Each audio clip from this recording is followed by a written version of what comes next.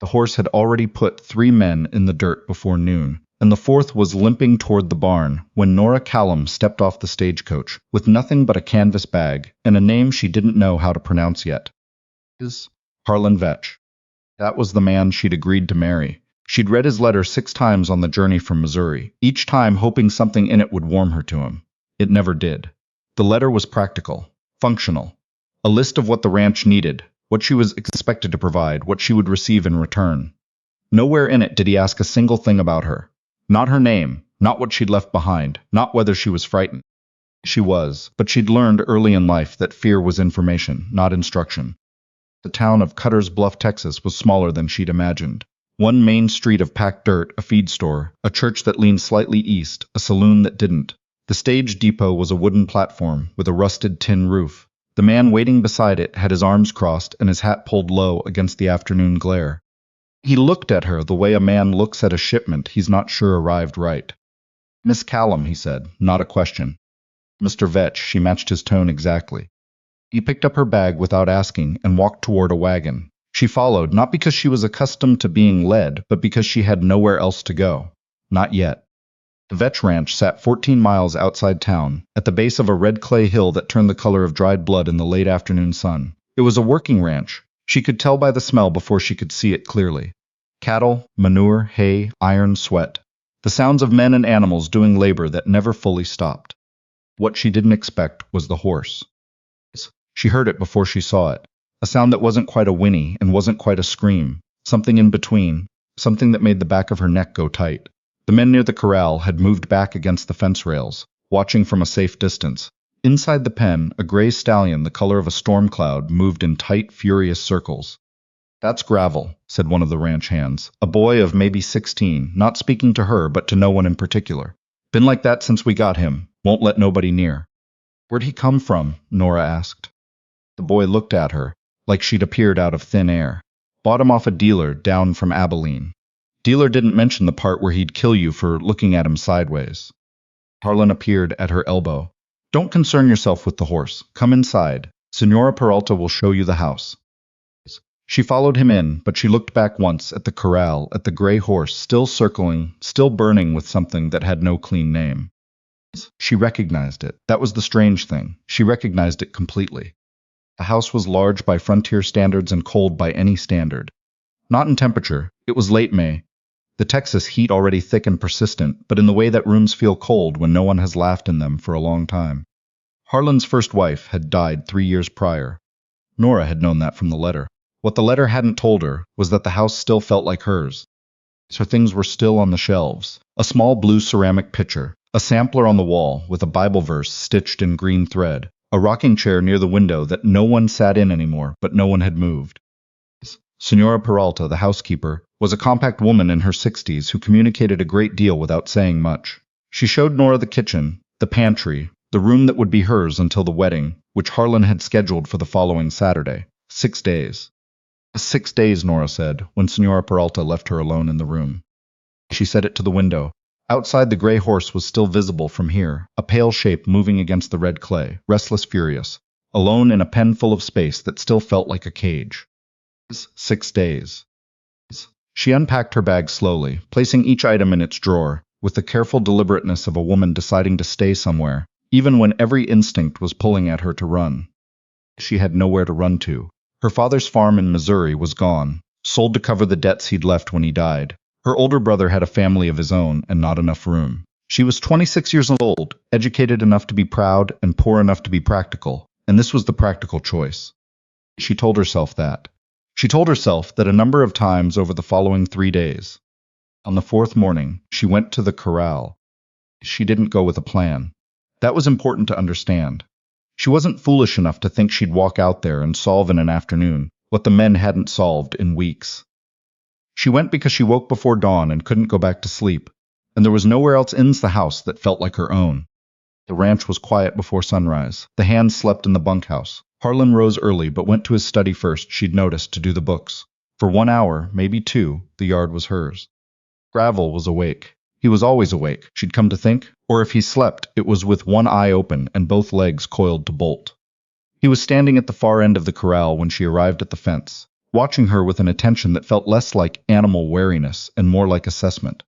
She didn't approach the fence. She sat on an overturned water trough 20 feet away and looked at him the way you look at something you're not trying to catch. He watched her for a while. Then he looked away. She took that as a start. She came back the next morning, and the one after that. Each time she sat on the trough, each time she didn't approach, she brought nothing. No food, no rope, no equipment. She just sat. On the third morning, a ranch hand named Fowler saw her from across the yard and came over. "You oughtn't be out here this close," he said. He was older, sun-darkened, with a mustache that had gone gray at the center. He meant well. She could tell by the way he said it. Not condescending, just concerned. "I'm not inside the fence," she said. "Doesn't always matter with that one." "Has he charged the fence?" Fowler paused. "No." "Then I'm fine here." He stood with her for a while, both of them, looking at the horse. Gravel had moved to the near side of the corral, closer than he'd been to a person in some time, from what she'd observed. "What's his history?" she asked. Fowler scratched the back of his neck. "Dealer said he came from a breeding operation up north. Good bloodlines. But something went wrong somewhere. Came to us already like this. Won't be haltered, won't be saddled, won't be touched. Mr. Vetch wants him either broken or sold." "What does broken mean to Mr. Vetch?" Fowler looked at her sideways. "What it usually means." She said nothing. "He's a working ranch," Fowler added, as though explaining something she'd missed. "Can't afford a horse that doesn't work." "I understand that," she said. And she did. She wasn't arguing against practicality. She was only curious about how far practicality had to go before it stopped looking like sense. That evening at supper, Harlan told her to stay away from the corral. She set down her fork carefully. "Why?" "Because it's dangerous. I've been sitting on a water trough 20 feet from the fence. That's not particularly dangerous. It concerns the men." She looked at him. He was not a cruel man. She'd established that in 6 days. He was tired in a way that had calcified into something resembling coldness. He wanted the ranch to run. He wanted things in their correct places. She understood that she was one of those things. "I'll be careful," she said. He looked at her for a moment, and she had the sense that he was about to say something else, something with more weight to it. But he didn't. He looked back down at his plate. She went back to the corral the next morning. The wedding happened on a Saturday in the church that leaned east. There were 11 people in attendance, not counting the pastor. Harlan's 2 ranch hands sat in the back. Senora Peralta sat in the front and wept quietly in a way that might have been for the first wife, or might have been for the general sadness of things. Nora couldn't tell. Afterward, there was a small meal at the house. By evening, everyone had gone home, and the house was quiet again in its particular cold way. Harlan came to find her an hour after supper. She was in the kitchen, washing dishes she could have left for morning, but didn't because she needed something to do with her hands. He stood in the doorway. "I know this isn't what you imagined," he said. She turned to look at him. It was the most personal thing he'd said to her since she arrived. "I didn't imagine much," she said honestly. "I found that helped." Something crossed his face that might have been respect or might have been relief. She wasn't sure yet how to read him. "The horse," he said. "Yes?" "Fowler says it's different when you're there, calmer." She turned back to the dishes. "I haven't done anything." "I know." He was quiet for a moment. "That seems to be the point." He went to bed. She stood at the sink a while longer, listening to the night sounds of the ranch, and thought that this particular moment was the first one since she'd arrived that felt like it might grow into something real. She began to move closer, not quickly, not with any ceremony. One morning she stood at the fence instead of the water trough. Gravel pinned his ears back and shifted his weight, and she stood still and breathed slowly. And after a while, he stopped looking at her like a threat. A week after that, she rested her hand on the top rail. He came closer, not to her, just closer to the fence, which happened to be where her hand was. She didn't move toward him. She waited. His nose was 3 feet from her hand when Harlan's youngest hired man, a boy called Wick, who was 18, and still in possession of the particular recklessness that sometimes passes for bravery at that age, came around the corner of the barn making noise, and Gravel exploded backward and sent up a cloud of red dust, and everyone in the vicinity took a step back. Except Nora. She stood still. She watched the horse careen to the far side of the corral, snorting, sides heaving. She watched him recover himself, watched the moment the adrenaline started to ebb, watched his ears move. back, then forward, then a question. Then he looked at her. Wick was apologizing. She barely heard it. She was watching the horse make the calculation, the slow, reluctant, careful calculation that goes on inside a frightened thing when it's trying to decide whether to trust again. It's all right, she said, quietly, not to Wick. Gravel stood at the far fence, looking at her. Then slowly he walked to the water trough in the center of the corral, dropped his head, and drank. Wick exhaled. I'll be damned, he said. She didn't say anything. She was watching the horse drink and thinking about trust. How it doesn't arrive whole. How it comes in small pieces. How sometimes the whole thing falls apart, and you have to let the pieces lie on the ground without rushing to reassemble them, because rushing is what broke it in the first place. The moment that changed everything happened on a Tuesday morning in July. The heat by then was serious, the kind that sits on you and doesn't lift even at night. The men worked earlier and stopped earlier, reserving the afternoon for what shade they could find. The ranch had its own rhythm by now, and Nora had found a place inside it that was neither fully in nor fully outside. She was inside the corral. She hadn't made a production of it. No announcement, no strategy, no rope in her hand. She'd opened the gate and walked in and stood near the inside of the fence, as quiet and still as she'd been on the outside for 2 months. Gravel was at the far end. He didn't bolt. That was what she'd been waiting to find out. He didn't bolt. He moved sideways, uncertain, watching her. She watched back, she breathed. Time passed. The slow, stretched kind of time that happens when both parties are deciding something. He came to her in halves. First his head turned toward her, then his feet followed, slow and reluctant, each step a question. He stopped 10 feet away, then 8, then 5. She could hear him breathing. His nose touched her shoulder so lightly. She almost thought she'd imagined it. Then he lifted his head and looked at her, and it was the most direct look she'd ever received from a living thing, animal or human. Clear and searching and stripped of everything, except the simple question underneath everything. Are you going to hurt me? She exhaled slowly. She didn't raise her hand. She just stayed. He dropped his head and pushed his nose gently against her arm. She heard someone make a sound behind her. Outside the corral, at the fence, she didn't turn around. Later, Fowler told her there had been 4 men standing there, watching, none of them breathing. And Harlan. That evening, Harlan came to her room. He knocked first, which he hadn't always done. She told him to come in. He stood in the doorway with his hat in his hands, turning the brim slowly, in a way that she'd come to understand, meant he was working up to something. I owe you an apology, he said. She waited. I brought you here like I was filling a position. Like you were supposed to fit into a space that already had a shape. He stopped turning the hat. I wasn't fair to you. No, she said. You weren't.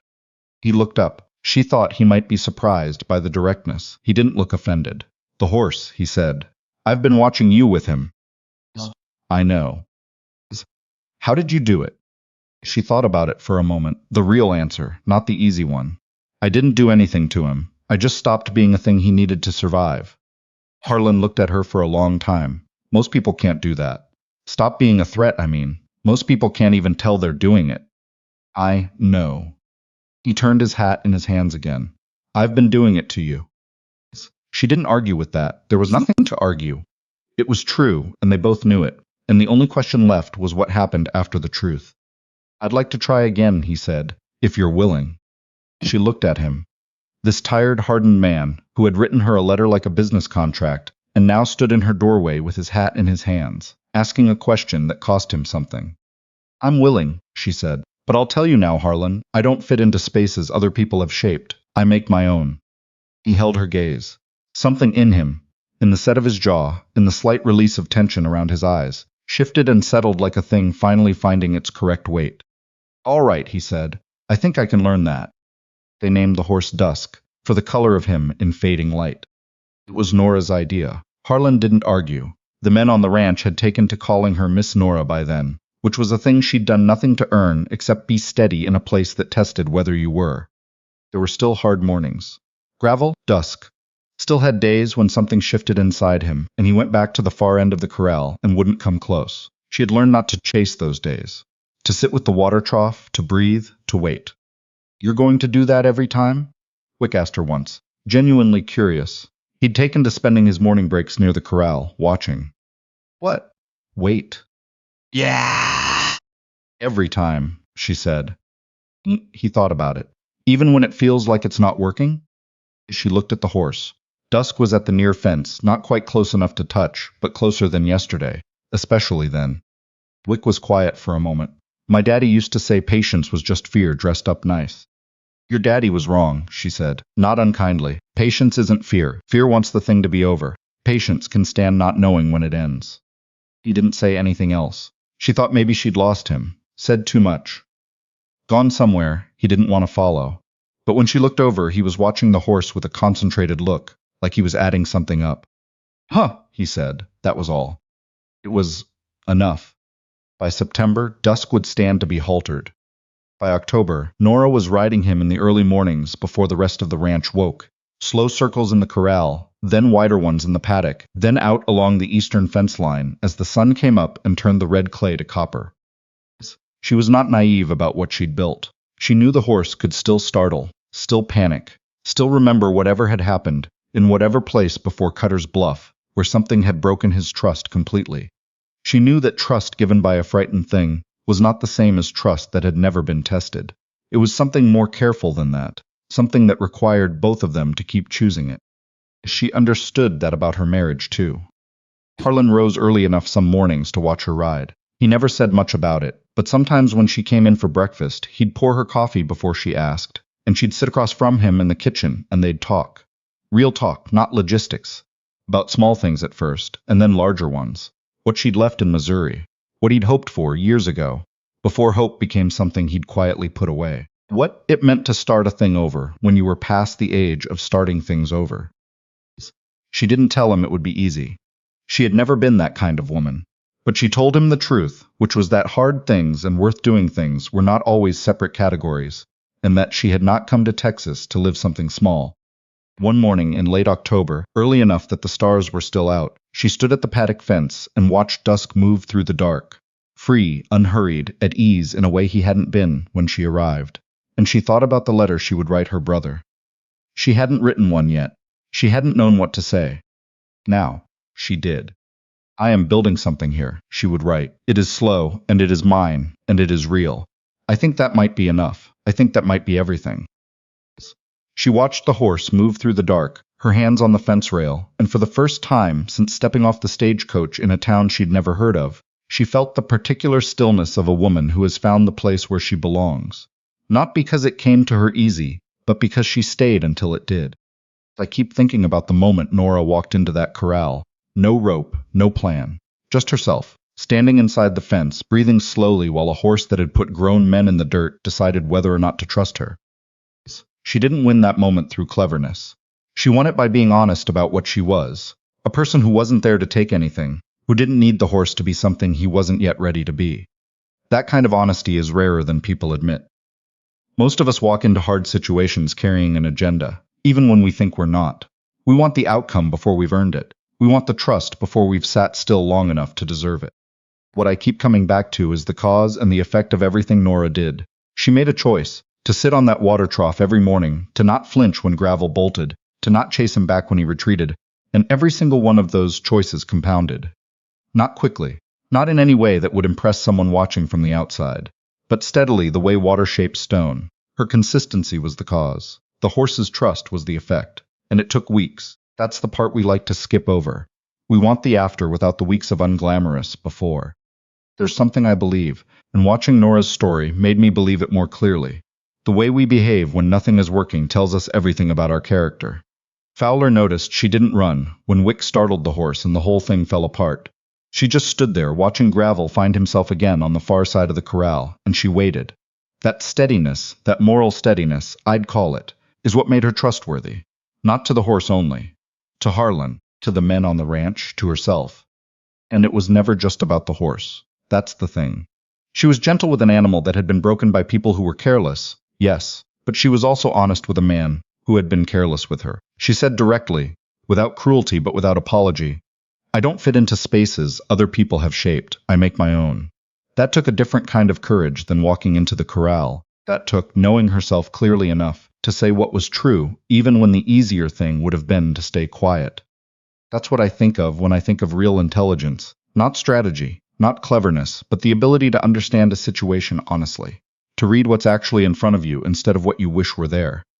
Nora read the horse correctly. She read Harlan correctly. She read her own position, stranded, practical, without good options, and chose something real inside it anyway. Most people, when they're out of options, get small. They stop asking for what they need. They fit themselves into whatever shape the room offers. Nora did the opposite. She got quieter on the outside and steadier on the inside, and she kept going long after most people would have called it impossible. That's the thing about persistence that nobody warns you about. It isn't loud. It doesn't look like strength while it's happening. It looks like a woman sitting alone on an overturned trough before sunrise, watching a horse who won't look at her yet. It looks like patience that doesn't know how long it has left to wait, and keeps going anyway. By the end, Nora had a horse that trusted her, a husband who had finally started to see her, and a life that was hers in a way she'd had to build from nothing. None of that was given. Every piece of it was earned. Cause, then effect. Quietly, consistently, and on her own terms.